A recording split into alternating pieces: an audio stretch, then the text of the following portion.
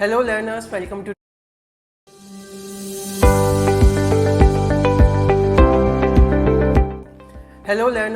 to today's session. अभी तक आपने सीखा कि आप बेसिक जो हमारे फाउंडेशन पैटर्न्स हैं बॉर्डर्स के, उनकी असेंबली यानी उन्हें जोड़ना कैसे है हमारी स्टिचिंग मशीन यूज करके।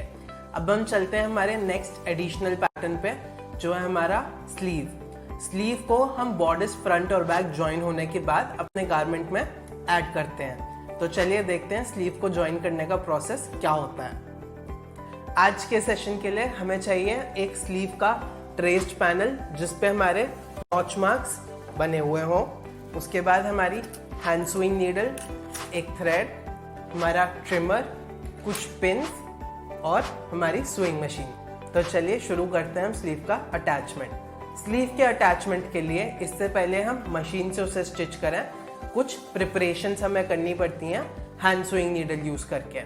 जो हमारा स्लीव का क्राउन यानी ये जो कर्व्ड पार्ट होता है हमारा टॉप पे, इससे हम स्लीव का क्राउन कहते हैं। स्लीव का क्राउन हमारे आर्म होल से थोड़ा सा बड़ा होता है, इसलिए ताकि मूवमेंट इजी हो और हमारी स्लीव का जो स्लोप होता है यानी जो आर्म स्लोप होता है वहाँ ये स्मूथली फिक्स हो।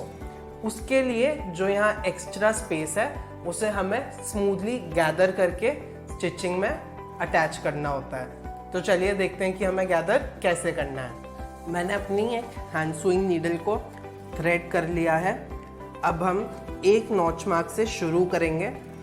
अपनी हैंड स्विंग नीडल को यहाँ पर हम 2/8 इंचेस यानी 1/4 इंच का जो गैप होता है उस पे इस तरह से कुछ टक्स हम बनाएंगे। तो सीम अलाउंस के बीच में हम इस तरह के टक्स यहाँ बनाते जाएंगे, एक नॉच मार्क से लेके दूसरे नॉच मार्क तक।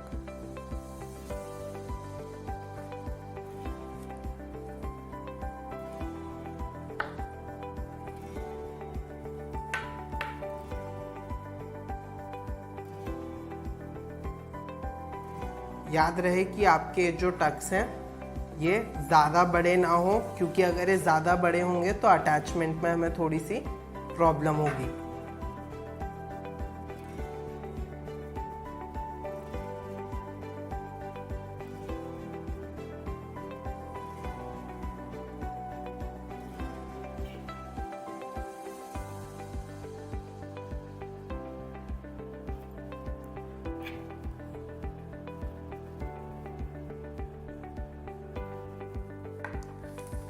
टक्स कंप्लीट करने के बाद मैं धीरे धीरे अपने थ्रेड को पुल करूँगा ताकि मेरी स्लीव में इस तरह के गैदर आ जाएं।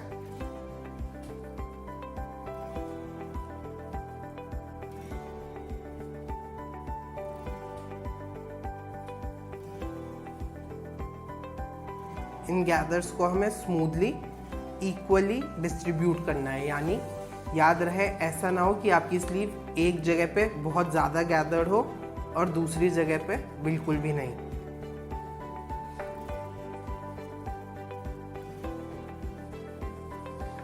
इस तरह से जब मेरा क्राउन यहाँ से थोड़ा सा पफ हो जाएगा तो मैं अपने थ्रेड को यहाँ टैग कर दूंगा,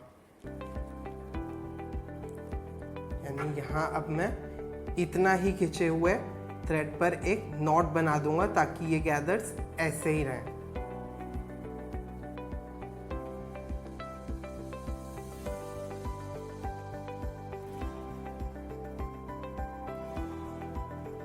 अब मैं अपनी स्लीव को फोल्ड करके इसकी सीम अलाउंस को अलाइन करके इस तरह से यहाँ पे एक बेसिक टॉप स्टिच दूंगा।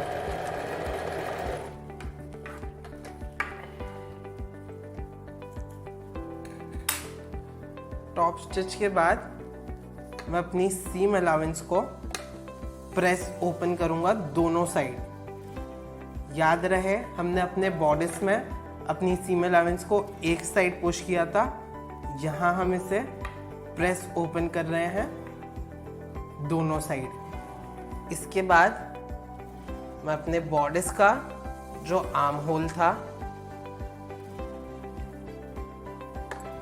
उससे अपनी स्लीव को अलाइन करूंगा इस तरह से और स्टिचिंग स्टार्ट करूंगा। अब यहाँ पर मेरा अलाइनमेंट राइट फेसिंग राइट है, यानी मेरे कपड़े का राइट साइड और मेरी स्लीव का राइट साइड एक दूसरे को फेस कर रहे हैं।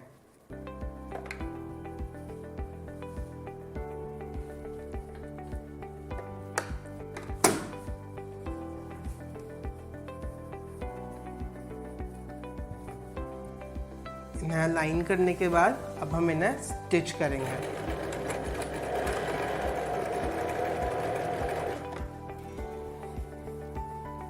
सिंस मेरा आर्म होल और मेरी स्लीव दोनों कर्व्ड हैं यानी गोल हैं, यहाँ मैं छोटे छोटे इंटरवल्स पे रुक रुक के इन्हें दोबारा अलाइन करता रहूँगा।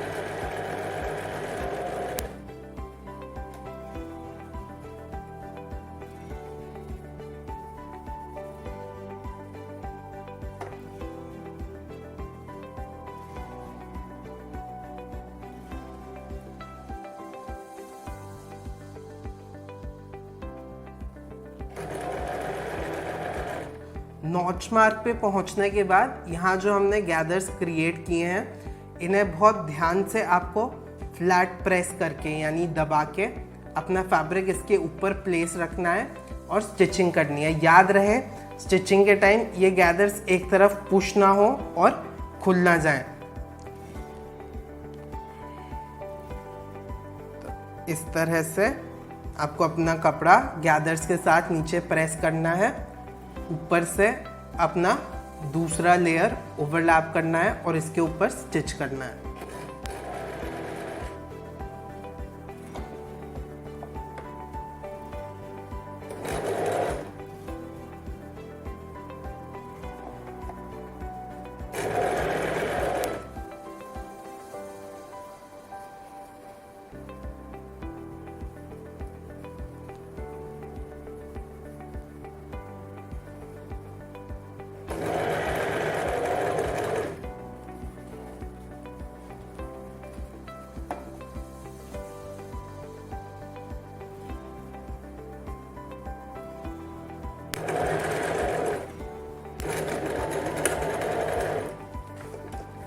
मैं इस नॉच मार्क पे पहुंचने के बाद बैक टैग देके अपने फैब्रिक को इनसाइड आउट टर्न करूंगा, क्योंकि यहाँ आप देख सकते हैं राइट फेसिंग राइट पे अब सिलाई करने से ये पैनल्स एक दूसरे में उलझ जाएंगे। तो हम इसे उल्टी तरफ टर्न करेंगे। टर्न करने के बाद हम इसे दूसरी साइड से स्टिच करना कंटिन्यू करेंगे। तो अब हमारी स्लीव स्टिच्ड और रेडी है, पर यहाँ आप देख सकते हैं कि यहाँ बहुत ज़्यादा गैदर्स आ रहे हैं जो हमारी एक प्लेन स्लीव पर नहीं होने चाहिए।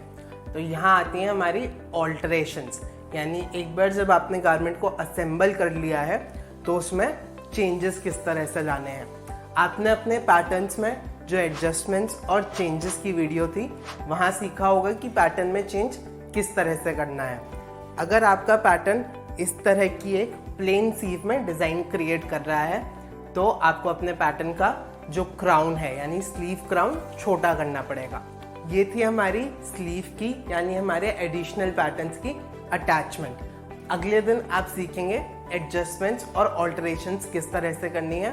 तब तक अपनी स्लीव की अटैचमेंट ज़रूर ट्राई करें। अगर आपकी स्लीव में इस तरह के गैदर्स नहीं फॉर्म हो रहे यानी आपके पैटर्न को ऑल्टरेशंस की ज़रूरत नहीं है।